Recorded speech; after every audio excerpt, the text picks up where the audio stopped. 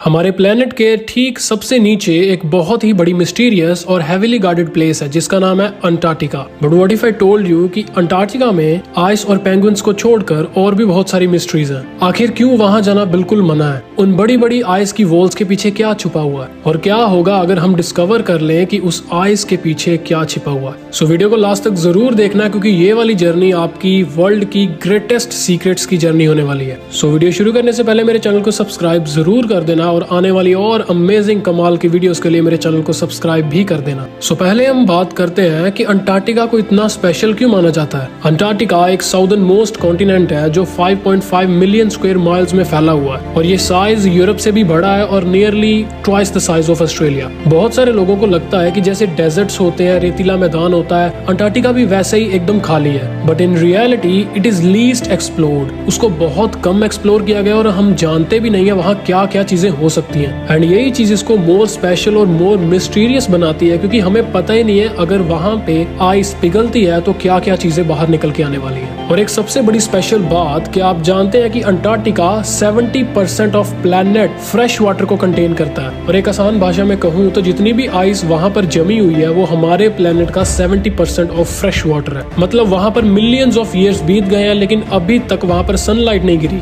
और एक सबसे शॉकिंग बात तो ये है कि अंटार्कटिका कभी भी फ्रोजन नहीं रहा था। According to geological data around 100 million years ago Antarctica was warm, जो पेड़ पौधों से, डायनासोर से भरा हुआ था। और इवन वहाँ बहुत सारी डिस्कवरीज भी हुई थी जो ये सजेस्ट करती है कि वहाँ लाइफ भी एग्जिस्ट करती थी। इससे ये भी एक पॉसिबिलिटी हो सकती है कि वहाँ पर जो millions of years ago dinosaurs होते थे, हमारी ह्यूमन लाइफ होती थी, या जो आइस एज के एनिमल्स थे वो अभी भी आइस में जमे हो। बहुत सारी पॉसिबिलिटीज निकल के आ सकती है। लेकिन एक चीज हमारे अभी भी समझ में नहीं आती कि पूरी दुनिया इसके पीछे पागल क्यों हुई पड़ी है। अप्रोक्सीमेटली 30 नेशंस ने अपने परमानेंट रिसर्च स्टेशन बना रखे हैं वहाँ पे, जिसमें यूएस भी आता है, रशिया, चाइना और यूके भी आता है। लेकिन क्यों ये नेशंस अपने बिलियंस ऑफ डॉलर स्पेंड करके वहाँ पर अपनी परमानेंट प्लेसेस बना रहे हैं? पब्लिकली ये नेशन सिर्फ यही बोलते हैं कि ये साइंटिफिक रिसर्च के लिए हो रहा है, लेकिन इसके उल्ट ये चीज हो सकती है कि जो भी आइस के नीचे छिपा हुआ है ये सारी कंट्रीज उसके पीछे पड़ी हुई है कि क्या एडवांस टेक्नोलॉजी हो सकती है या फिर कोई और चीज हो सकती है जो इनको बहुत बड़ा बना सकती है। ये क्या चीजें हो रही हैं वो हमें कभी ना कभी तो पता चल ही जाएंगी। लेकिन अब हम बात करते हैं कि हमें वहाँ पर क्यों जाना अलाउ नहीं है, वो भी freely. Why we are not allowed to go there freely? आपको पता है ये बोलते हैं कि Antarctica belongs to no one. कहा जाता है कि वो पीस और साइंस के लिए प्रोटेक्टेड है। लेकिन अगर ऐसी बात है तो why humans are highly restricted for that area? बड़ी बड़ी कंट्रीज जैसे कि यूएस, रशिया, यूके,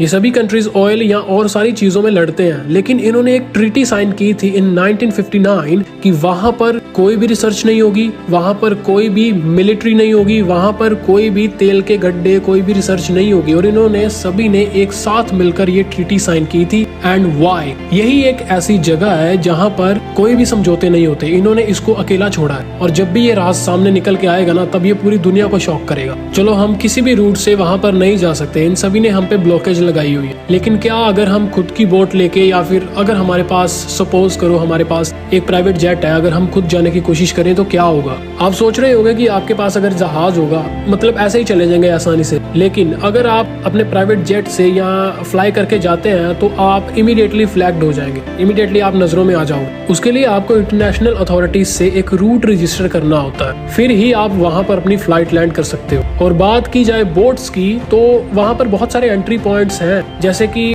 वहां से रास्ते भी जाते हैं न्यूजीलैंड, अर्जेंटीना की तरफ। लेकिन अगेन वहां पर जो पाथ्स अवेलेबल हैं वही आपको नजर में आएंगे। और आपके वहां पहुंचते ही आपको एक आर्म्ड फोर्स भी मिल जाएगी जो आपको रोक देगी अंदर जाने के लिए। वैसे भी आपको अंटार्कटिका का वही पार्ट दिखाया जाएगा जो वो आपको दिखाना चाहते हैं। And the rest is lockdown. And अगर ये पूरी ग्लोबल की पावर में एक ट्रीटी साइन की हुई है कि हम इससे सिर्फ ऑफ लिमिट्स रहेंगे, तो ये कोई ना कोई चक्कर तो है, कोई ना कोई मिस्टीरियस थिंग्स तो है जो ये हमारे सामने लाना नहीं चाहते। आजकल बहुत सारी न्यूज में ये भी आ रहा है कि अंटार्कटिका की आइस पिघल रही है धीरे धीरे। लेकिन इसके साथ बहुत सारी मिस्ट्रीज भी सामने आने वाली है क्योंकि अगर वहां पर बहुत सारी स्पीशीज आइस में जमी हुई हैं तो ऑटोमेटिकली वो समुद्र में आएंगी और अगर वो मरी हुई तो समुद्र के तट पर भी आएंगी। तो finally the most controversial theory, क्या वहां पर एलियंस रहते हैं? क्या हमारा वहाँ पे कनेक्शन एलियंस से है? क्या इल्यूमिनाटी है जो वो वहाँ से एलियंस से बातें करते हैं, या फिर कुछ तो कनेक्शन है वहाँ एलियंस का? ये भी बहुत सारी थ्योरीज मानी जाती है। ऐसी मिस्ट्रीज धीरे धीरे हमारे सामने तो आती रहेंगी। तो ये थी मेरी video on why Antarctica is so special and mysterious. So कैसी लगी आपको वीडियो? लाइक शेयर कमेंट जरूर करना और मेरी आने वाली वीडियोस के लिए सब्सक्राइब भी कर देना।